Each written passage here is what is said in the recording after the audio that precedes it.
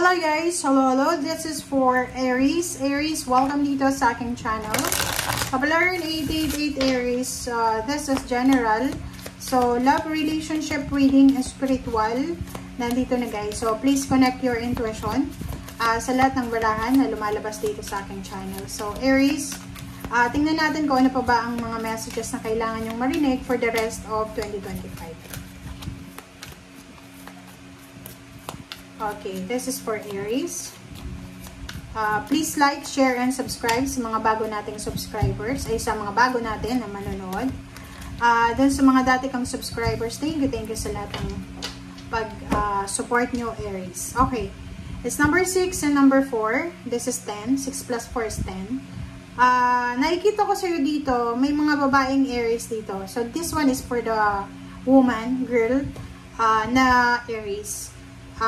There's a parang completion, achievements, completion, satisfaction ka na mararamdaman, especially by the end of the year, December. Sa barahan to, like parang siya, anong tawag dito, yung upgrade, level up, parang ganun. So, kung babae ka na Aries, possible na from single, magiging married ka, or from married, magiging single ka ulit. Or maybe, there's a transition here from, parang anong tawag dyan. Basta may level up sa buhay nyo. Sa usaping relationship, pwedeng may mga Aries na babae na ikakasal kayo. Within the 4 months, September until December, pwedeng may ikakasal sa inyo. May iba din sa inyo dito na posibleng kayo ay pupunta sa isang lugar kung saan first time nyo, pwedeng ganun. Pwede yung iba pupunta ng Europa, ng Amerika, or saan man sulok ng mundo. And maybe this year, by the end of the year 2025, ito yung stepping stone mo para sa pangarap mo talaga. Okay? So, nakikita natin, pwedeng malapit ka ng graduate, malapit ka ng mag-retire, or maybe yung iba sa inyo dyan is malapit na sa dream position nila. Like gusto mong maging manager, supervisor, kung ano pa man siya. So, kung babae ka na Aries, your level upping level upping ba? And yung kung may iba sa inyo dyan, pwedeng may transition from single to married, from married to single na babae. Okay. And there's a completion din. Halimbawa, kung may mga pinaprocess kayong divorce, or any separation, legal separation, or any annulment, possible na may completion na siya. Okay? Okay. And kung lalaki ka din na Aries, since may loving woman dyan, posibleng isang babae, single na babae, mapagmahal, understanding, compassionate, na posibleng matatagpuan mo. Pwedeng makakakilala ka ng babae na yan, na talagang ganun, spiritual union talaga, guys. Diba? Babae o lalaki ka man, possible na may kakasal sa inyo, or possible na mayroong relationship na mabubuo, possible na mayroong collaboration, partnership na mangyayari. Maybe may digu or any celebration. Level up nga to eh. Diba? Upgrade, parang gano'n. Mag-upgrade ka. Like yung dalawa na nagliligawan pa lang, posibleng magpakasal na. O yung iba, kasal pa lang sa West, posibleng sila ay makakapag-isip na magpakasal sa simbahan. Okay.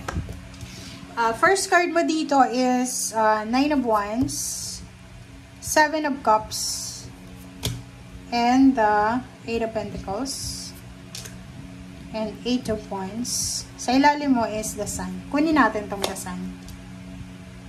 Ang ilalim mo dito is 5 of Pentacles and the Sun.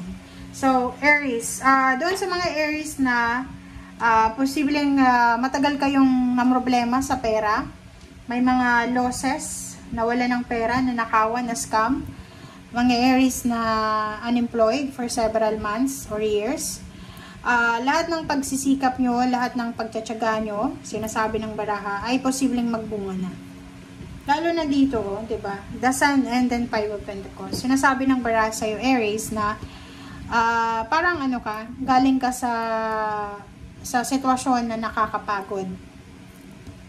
Kasi yung 9 of Wands, pwede siyang maihalin tulad natin sa isang survivor. Okay, survivor sa isang gera, survivor sa isang problema, survivor sa isang sitwasyon na talagang napakahirap.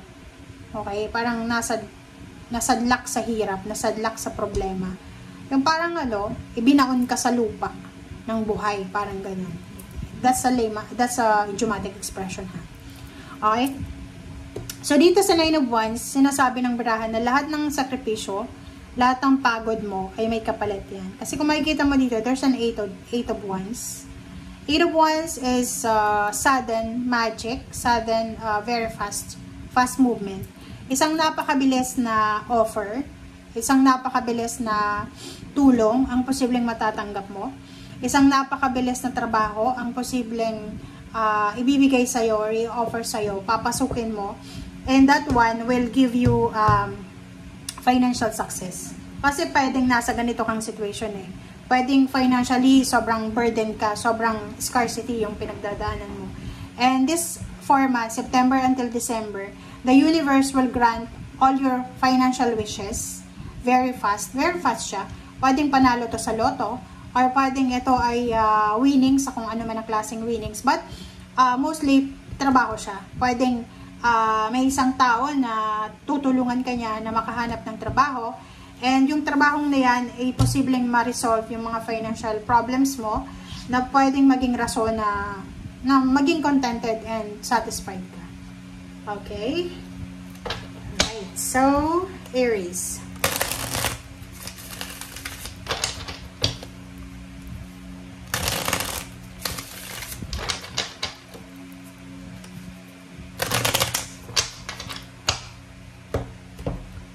Tingnan natin. Okay, first card natin sa last deck is High Priestess. Second is Knight of Pentacles. Ten of Swords. Page of Wands. And sa ilalim mo guys is Four of Swords. Okay, Aries. High Priestess, Knight of Pentacles, and Ten of Swords, Page of Wands. O yun, diba? You're recovering. Yung Page of Wands, guys, this is all about future. So, from 2026 na siya onwards.